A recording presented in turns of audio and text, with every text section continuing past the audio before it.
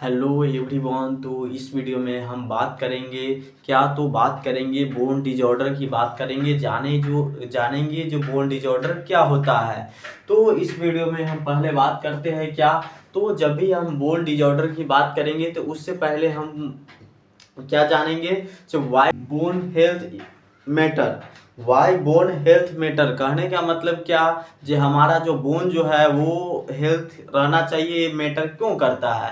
कहने का मतलब क्या है कि वाई बोन हेल्थ मैटर, हमारा बोन जो है वो हेल्थ उसके लिए मैटर क्यों करता है। तो क्यों करता है तो जानेंगे, जो बोन हमारे शरीर में कितना ज़्यादा इम्पोर्टेंट होता है।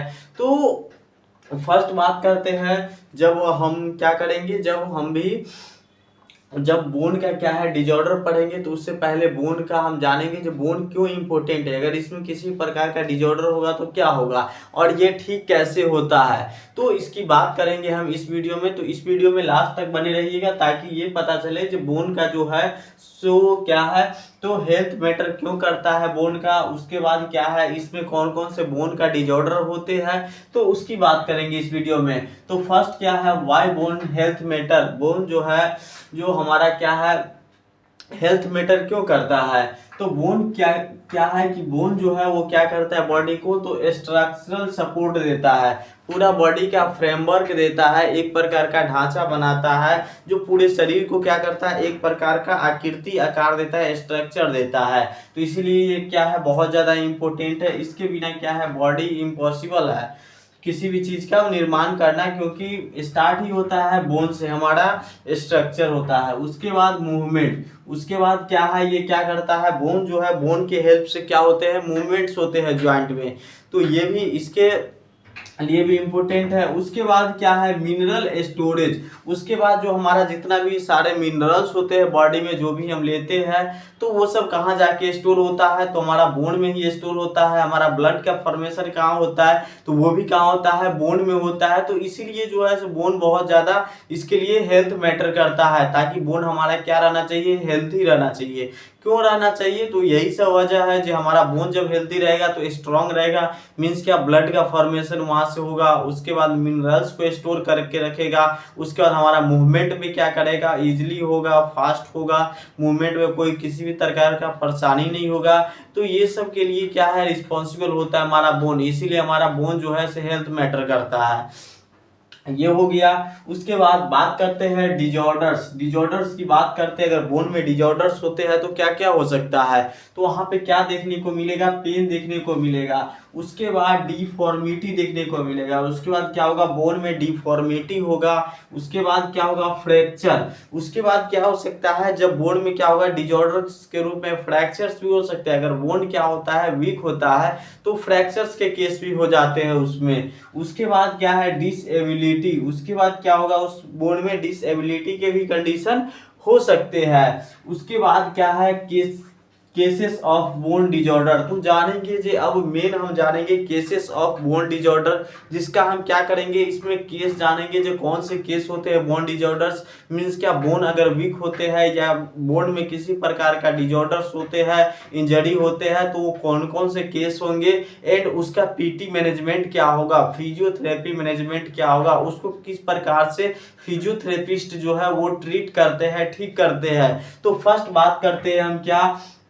ऑस्टियोप्रोसिस। तो ऑस्टियोप्रोसिस का नाम आपने सुना होगा। जो ऑस्टियोप्रोसिस होता है बोन में क्या होता है, ऑस्टियोप्रोसिस होता है। एक्स्ट्रा क्या होता है जो वहां पर ऑस्टियोप्रोसिस करने का क्या मतलब, जो बोन जो होता है बहुत ज्यादा ऑस्टियोफाइट्स बनने के कारण वहां पे क्या हो जाता है बोन जो है हमारा वीक होता है, खोखला होते जाता है। तो इस प्रकार से कहता है फ्रेजाइल बोन हो जाता है। बोन जो हो जाता है वो क्या होता है फ्रेजाइल होता है। फ्रेजाइल लाइक मीन्स क्या, एक प्रकार का टूटने फूटने वाला जैसा वो जो है से उसका कंडीशन दिन पर दिन होते चला जाता है, तो उसको हम क्या बोलते हैं फ्रेजाइल बोन बोलते हैं।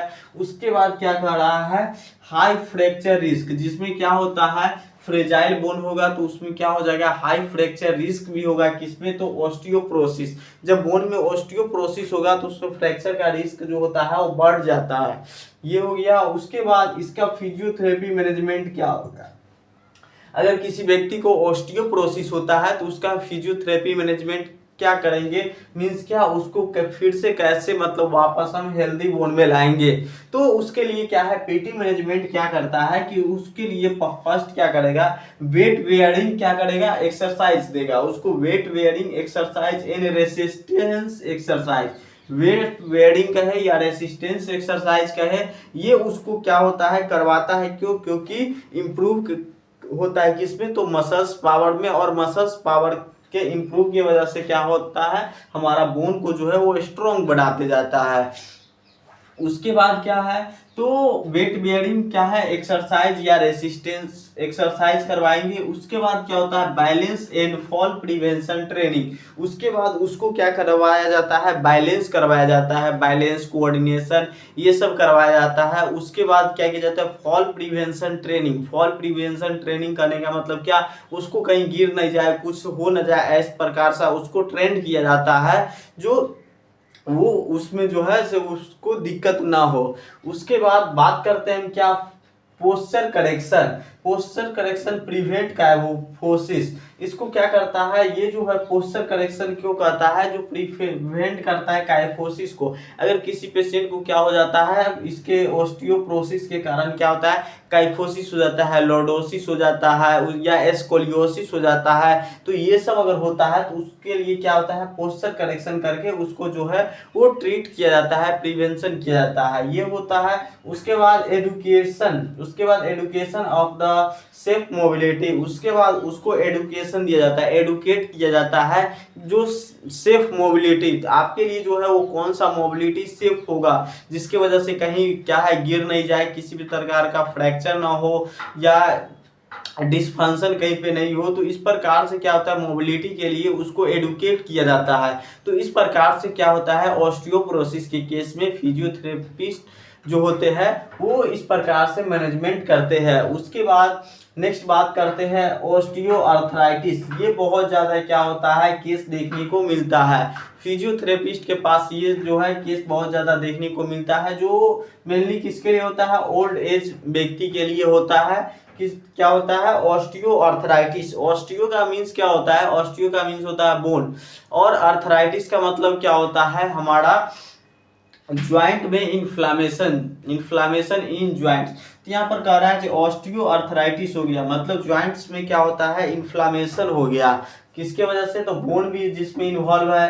तो कह रहा है कार्टिलेज डीजेनरेट, ये जो ऑस्टियो अर्थराइटिस होता है किसके वजह से होता है, तो कार्टिलेज जो है वो डीजेनरेशन करता है, डीजेनरेट कर जाएगा एज के साथ, बढ़ते हुए एज के साथ क्या होता है, कार्टिलेज जब डीजेनरेट करता है तो उसकी वजह से क्या होता है, हमारा जो है वो ऑस्टियोआर्थराइटिस होता है, उसमें इन्फ्लामेशन हो जाता है, स्टिफनेस आता है, पेन होता है, उसके बाद स्वेलिंग हो जाता है। तो ये सब प्रकार से क्या होता है, इन्फ्लामेशन के साइन होते हैं ऑस्टियोआर्थराइटिस के केस में। उसके बाद बोन चेंज हो जाता है, उसके बाद क्या होता है, बोनी चेंज देखने को मिलता है। मीन्स क्या, कहने का मतलब क्या, जब भी इसमें डीजेनरेशन होगा, तो डीजेनरेशन मतलब क्या, जब भी कार्टिलेज का डीजेनरेट करना मतलब धीरे धीरे उसको घटते जाना, या किसी प्रकार का खराबी आते जाना, मतलब क्या, उसमें बोन में चेंजिंग देखने को मिलेगा। अब ये ऑस्टियोआर्थराइटिस का केस जो है वो उसमें पीटी मैनेजमेंट क्या करेंगे, तो फिजियोथेरेपिस्ट मैनेजमेंट जो है वो क्या करेंगे, तो joint mobilization and range of motion exercise, joint mobilize, उस ज्वाइंट को क्या किया जाता है, मोबिलाइज किया जाता है, एंड क्या किया जाता है, रेंज ऑफ मोशन इंक्रीज करने के लिए हम एक्सरसाइज करते हैं। तो ये जो है फर्स्ट करेंगे। उसके बाद क्या करेंगे, ascending quadriceps and hip gluteus, उसके बाद क्या किया जाता है कि इसको जो है से स्ट्रेनिंग क्वाड्रिसेप्स, क्वाड्रिसेप्स मसल्स के लिए हम क्या करेंगे, स्ट्रेनिंग एक्सरसाइज करेंगे, एंड किसको करेंगे, ग्लूटियस को क्या करेंगे, हम स्ट्रेनिंग एक्सरसाइज करके उसमें क्या होगा, पावर को उसको हम बढ़ाएंगे, वो हो गया। उसके बाद क्या होता है, एरोबिक एक्सरसाइज, उसके बाद एरोबिक एक्सरसाइज जिसको लो इम्पैक्ट होता है, साइकिलिंग वॉकिंग। तो ये होता है एरोबिक एक्सरसाइज में क्या होता है, लो इम्पैक्ट का होता है, जिसमें हम साइकिलिंग और वॉकिंग हम करवाते हैं उस पेशेंट को। उसके बाद क्या होता है, असिस्टिव डिवाइस एडुकेशन, उसके बाद असिस्टिव डिवाइस एडुकेशन करने का क्या मतलब, जो उसके जरूरत के लिए हो वो उसको हम क्या करेंगे, उसके लिए हम क्या करेंगे, उसको एडुकेट करते हैं, ये डिवाइस के लिए आप जो है सो क्या कीजिए, यूज कीजिए, मतलब क्या इसको जो है से अपने सपोर्ट में रखिए। तो इसके लिए क्या होता है, असिस्टिव डिवाइस एडुकेशन उसको दिया जाता है। उसके बाद फर्स्ट बात की क्या, ऑस्टियोप्रोसिस, सेकेंड बात की है ऑस्टियो अर्थराइटिस, और बात करते हैं नेक्स्ट ऑस्टियो मलेशिया। तो ऑस्टियो मलेशिया या रिकेट्स जिसको बोलते हैं, तो पहले तो ऐसे भी जानता था विटामिन क्या होता है, डी के कारण क्या होता है, रिकेट्स होता है। तो विटामिन डी के डेफिशिएंसी से क्या होता है, रिकेट्स होता है, तो ये जानते थे। लेकिन यहाँ पर क्या है कि जो हमारा एक दूसरा वर्ड आ गया ऑस्टियो मलेशिया, जिसका दूसरा नाम क्या है, रिकेट्स का ऑस्टियो मलेशिया। तो ऑस्टियो मलेशिया में क्या होता है, जो बोन जो है वो क्या होता है, सॉफ्ट हो जाता है। बोन सॉफ्ट क्यों होता है, तो क्योंकि वहां पर डिफिशियंसी ऑफ मिनरल्स की हो जाती है, मिनरल्स में बहुत सारे चीज आ गए।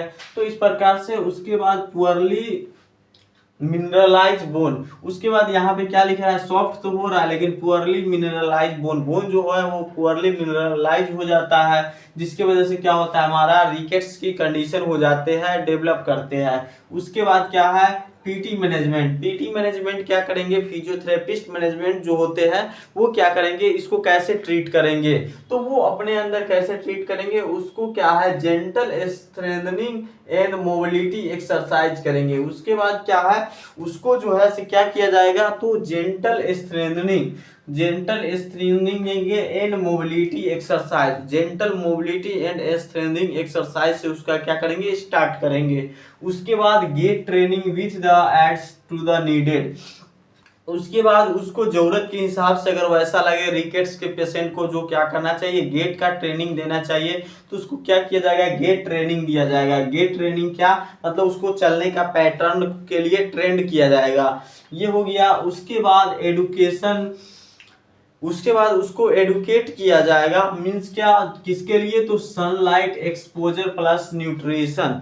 तो सनलाइट एक्सपोजर और न्यूट्रिशन के लिए उसको एडुकेट किया जाएगा, जो आप इस प्रकार से जो है ये न्यूट्रिशन लीजिए या ये जो है डाइट लीजिए, इसमें बहुत सारे न्यूट्रिशन मिलेंगे, एंड सनलाइट लीजिए, सनलाइट एक्सपोजर से, जिसके वजह से क्या होगा, विटामिन D3 मिलेगा। तो इस प्रकार से क्या होता है, उसको एडुकेट किया जाता है।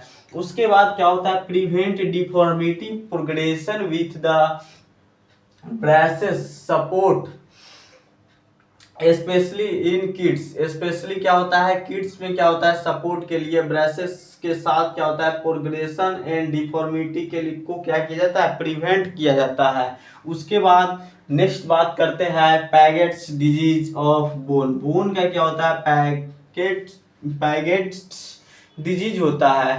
तो इसमें क्या होता है, एबनॉर्मल बोन रिमॉडलिंग होता है। अब रिमॉडलिंग में क्या होता है, जो ये दो तरीके के होता है रिमॉडलिंग, तो पैगेट्स डिजीज ऑफ बोन में एबनॉर्मल बोन रिमॉडलिंग होता है। मींस क्या, अगर कोई भी बोन है तो उसके ऊपर क्या होता है, ऑस्टियोफाइट्स बन जाना या ऑस्टियोक्लाइट्स का डिक्रीज हो जाना वहां पे।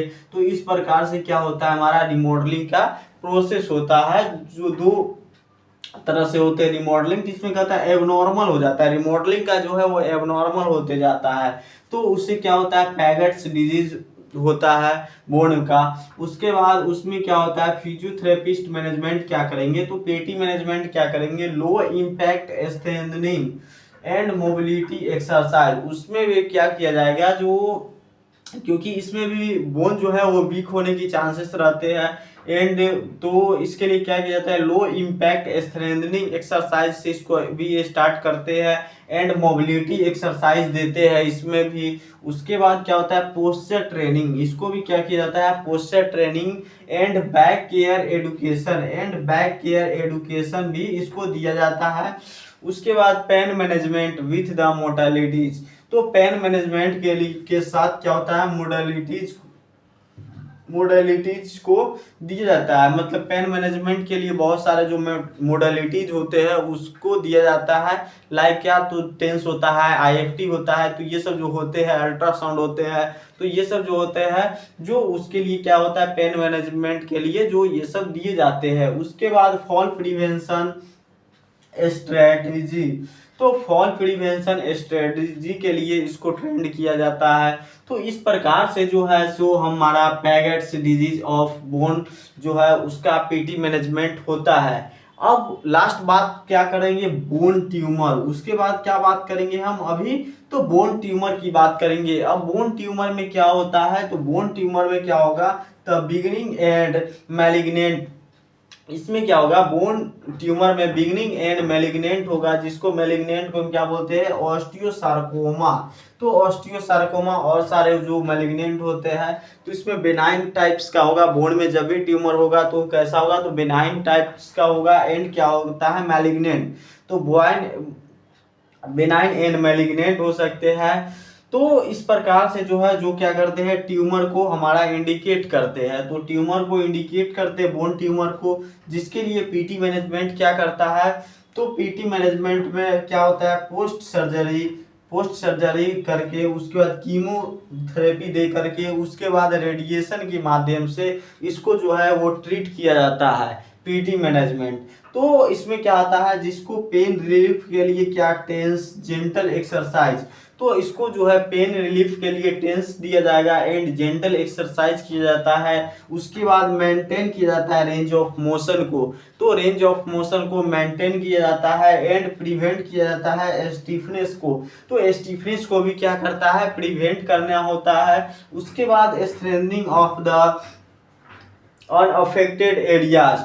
इसके बाद क्या किया जाता है, अनअफेक्टेड एरियाज को क्या किया जाता है, स्ट्रेंथनिंग किया जाता है। उसके बाद functional training for the ADLS। तो फंक्शनल ट्रेनिंग दिया जाता है किसके लिए, तो ADLS के लिए जो होता है वो हमारा फंक्शनल ट्रेनिंग दिया जाता है। तो इस प्रकार से इस वीडियो में मैंने बात किया जो वाई बोन हेल्थ मैटर। तो why bone health matter, bone जो है से हमारा हेल्थ मैटर क्यों करता है, उसके बाद तो इसका हम बताया जो क्यों करता है बोन, ये हो गया। उसके बाद डिजॉर्डर्स की बात किए, बोन में डिजॉर्डर्स होंगे तो क्या क्या हो सकते हैं, इसकी बात किए। उसके बाद टाइप्स ऑफ क्या, तो disorder, bone disorder, types of bone disorder, या कह सकते हैं केसेस ऑफ बोन डिजॉर्डर। जो हमारा बोन डिजॉर्डर का कौन कौन से केस देखने को मिलता है, जिसमें मैंने फर्स्ट बात किया ऑस्टियोप्रोसिस, सेकेंड बात क्या किया, ऑस्टियोआर्थराइटिस, थर्ड क्या बात किया, ऑस्टियोमलेशिया या रिकेट्स। उसके बाद फोर्थ बात किए पिगेट्स डिजीज ऑफ बोन। उसके बाद क्या है, 5 बात की है बोन ट्यूमर। तो इस प्रकार से इस वीडियो में इतना ही। फिर नेक्स्ट वीडियो में मैं बात करूंगा नेक्स्ट टॉपिक पे।